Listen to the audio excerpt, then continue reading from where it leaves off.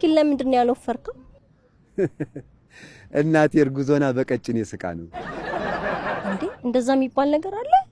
አዎ በጉማሬ ብትስቅማ ኖሮ እኔ ድብልብል ያልኩ ወፍራም ነበር መሆን። ወይ ከጉማሬስ በቀጭኔ መሳቅ ይሻላል።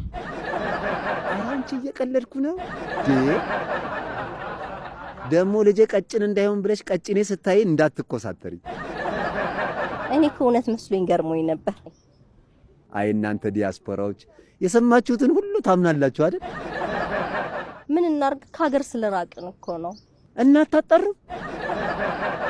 የሆነ ነገር ስትሰሙ ሮጣችሁ ሰልፍ ትወጣላችሁ፣ በፌስቡክ ሀገር ታበጣብጣላችሁ፣ አደባባይ ወጣችሁ ትንደባለላላችሁ። አታጣሩ። ያው ለሀገራችን ስለምናስብ ነው እኮ። ለሀገራችሁ ካስባችሁ እዚሁ መታችሁ ነው ሰልፉንም አደባባይ ላይ መንከባለሉንም ማድረግ።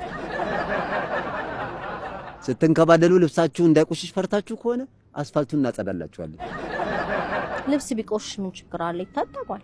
እና እሳቱ እዚህ ሆኖ እናንተ እዛ ሆናችሁ የምታራግቡት እኛ ድሃዎቹ ተቃጥለን እንድናልቅ ነው። እኔ ፖለቲካ አላቅም። እኔም እኮ አላቅም።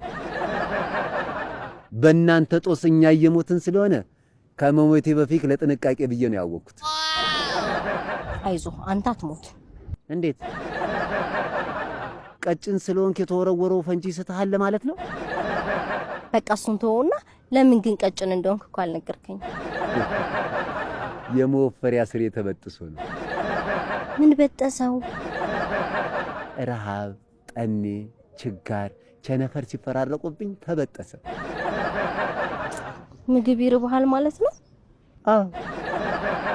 እኔን የራበኝ ፍቅር ነው፣ እኔን የራበኝ ፍቅር የሚለው ዘፈን በቀን 3 ጊዜ በልተው ለሚያድሩት ነው እንጂ እኛን እኮ አይመለከትም።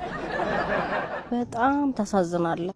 እንዳታዝልኝ አልፈልግም።